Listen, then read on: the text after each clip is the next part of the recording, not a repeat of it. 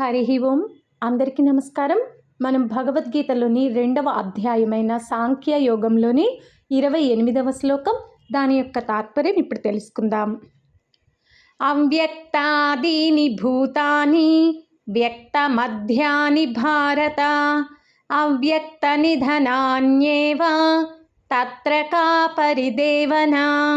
యుద్ధరంగంలో దుఃఖిస్తున్నటువంటి అర్జునుడితో శ్రీకృష్ణ పరమాత్మ ఈ విధంగా చెప్తున్నారు.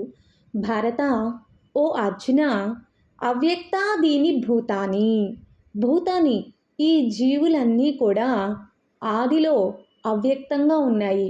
మొదట్లో వ్యక్తపరచడానికి వీలు కావడం లేదు. అంటే జన్మ తీసుకోకముందు, శరీరాన్ని ధరించకముందు ఈ జీవులు వ్యక్తపరచడానికి వీలుగా లేవు. వ్యక్త మధ్యాని భారత, మధ్యలో వ్యక్తపరచడానికి వీలుగా ఉన్నాయి. ఇంద్రియాలకి గోచరం అవుతున్నాయి. ఎప్పుడు? మధ్యలో, అంటే శరీరాన్ని ధరించినప్పుడు ఈ జీవులన్నీ కూడా ఇంద్రియ గోచరంగా ఉన్నాయి.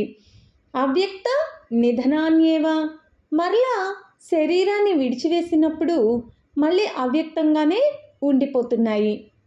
ఈ జీవులన్నీ మొదట్లో ఇంద్రియ గోచరం కాకుండా అవ్యక్తంగా ఉన్నాయి. శరీరాన్ని ధరించినప్పుడు వ్యక్తపరచబడుతున్నాయి. అలా శరీరాన్ని వదిలివేసినప్పుడు అవ్యక్తంగా ఉంటున్నాయి. మరి ఏ జీవుల కోసం నువ్వు ఏడుస్తున్నావు? నశించిపోయి ఈ శరీరాల కోసం నువ్వు దుఃఖిస్తున్నావా?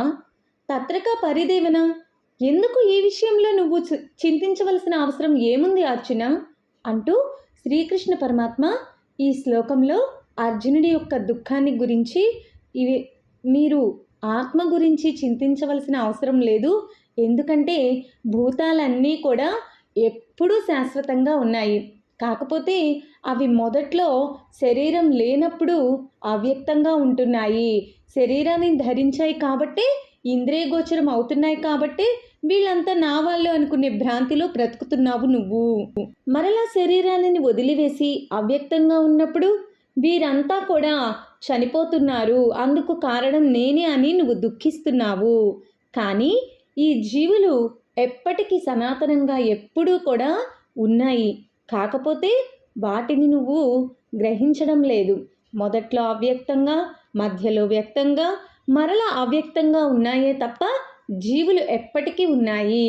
వాటి శరీరాలు మాత్రమే నశించిపోతున్నాయి.